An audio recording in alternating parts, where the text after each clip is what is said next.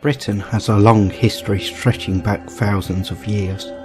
In every part, at some point, a bloody or mysterious event has taken place.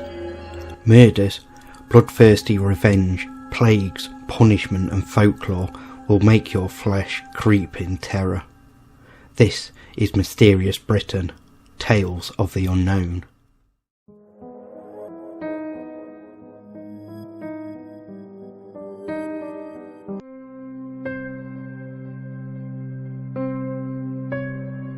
Maria Martin was the daughter of a mole catcher from Polstead, Suffolk. In March 1826, when she was 24, she formed a relationship with the 22-year-old William Corder. Martin was an attractive woman, and relationships with men from the neighbourhood had already resulted in 2 illegitimate children, one of which was with the older brother of her murderer. William was the son of a local farmer and had a reputation as a fraudster and a ladies' man. He was known at school as Foxy because of his sly manner. He wished to keep his relationship with Maria a secret, but she gave birth to their child in 1827. Knowing what trouble an illegitimate child would cause, he was keen that the two should marry. The child would later die, and it was accused that William murdered his baby, though nothing was ever proven. While in the presence of Maria's stepmother Anne, William claimed that he had heard rumours that the parish officers were going to prosecute Maria for having illegitimate children. William suggested that she meet him at the Red Barn, from where he proposed that they elope to Ipswich. William initially recommended that they elope on the Wednesday evening, but later decided to delay until the Thursday evening. On Thursday, he was again delayed. His brother falling ill is mentioned as a reason in some sources, although most claim that all his brothers were dead by this time. On Friday the 18th of May 1827, William appeared at the Mortons' cottage during the day and, according to Anne, he told her stepdaughter that they had to leave at once, as he had heard that the local constable had obtained a warrant to prosecute her. Though no warrant had been obtained, and it is not known for certain if William was lying or mistaken. Shortly after William left the house, Maria set out to meet him at the Red Barn, which is situated on Barnfield Hill, about half a mile from the Mortons' cottage. This was the last time that she was seen alive. William also disappeared, but later turned up and claimed that Maria was in Ipswich, or some other place nearby, and that he could not yet bring her back as his wife for fear of provoking the anger of his friends and relatives. The pressure on William to produce his wife eventually forced him to leave the area. He wrote letters to Maria's family, claiming that they were married and living on the Isle of Wight, and he gave various excuses for her lack of communication.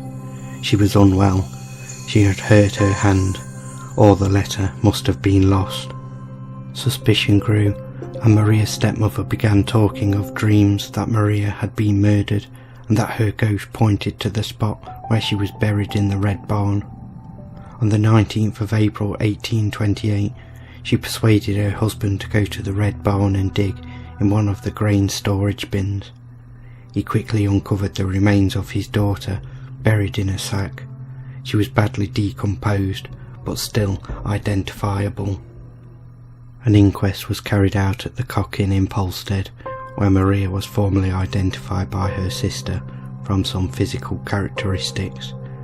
Her hair and some clothing were recognisable, and she was known to be missing a tooth, which was also absent from the jawbone of the corpse. Evidence was uncovered to implicate William in the crime. His green handkerchief was discovered around the body's neck. William was eventually tracked down in London, where he had married. He was returned to Suffolk and found guilty of murder in a well-publicised trial. In 1828 he was hanged at Bury St Edmunds. William's body was dissected and his skin was tanned and used to bind an account of the murder.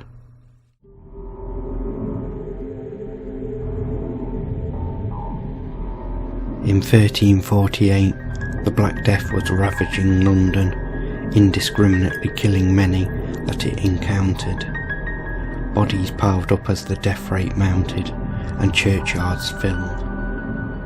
In desperation, the Lord Mayor purchased 2.5 acres of land, which became known as Pardon Churchyard, to accommodate the rotting corpses. But this extra land soon filled. Yet more land was purchased, this time by Sir Walter Manny on the edge of Smithfield. 12 acres were purchased for the mass burial of plague victims, and not long after the first bodies were buried, there came reports of moaning coming from the grave, some also claiming to have seen soil move as corpses tried to escape. Through fear of some devilry at work, the bodies were buried ever deeper, and over the passing of centuries, many ghosts of plague victims have been seen standing over the grave. More than 50,000 corpses are believed to have been buried here, and records indicate that some of those buried were still alive.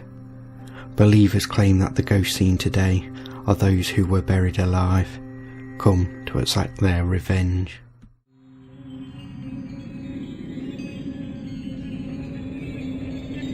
Close to the coast near Minehead lies the charming village of Old Cleve, an unlikely place for one of Britain's most ghastly murders. In the early 17th century, Edward Trapp served as the village's curate and made himself the enemy of a handful of his less respectable parishioners.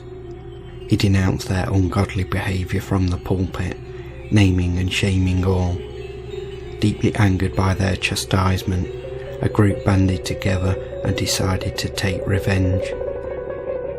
One day, as the curate was riding his horse around the parish, his foes sprang from a ditch where they had been laying in wait and pulled him from his horse, stabbing him to death. But this act alone was not enough to quell their anger. Edward's body was taken to his house, where it was dismembered, his intestines stuffed into a pot, his head cut off and partly burned, his arms, legs and torso boiled in a vat. Justice eventually caught up with the evildoers, and on the 25th of July 1604, 4 of them were hanged for their crime at Stone Gallows near Taunton.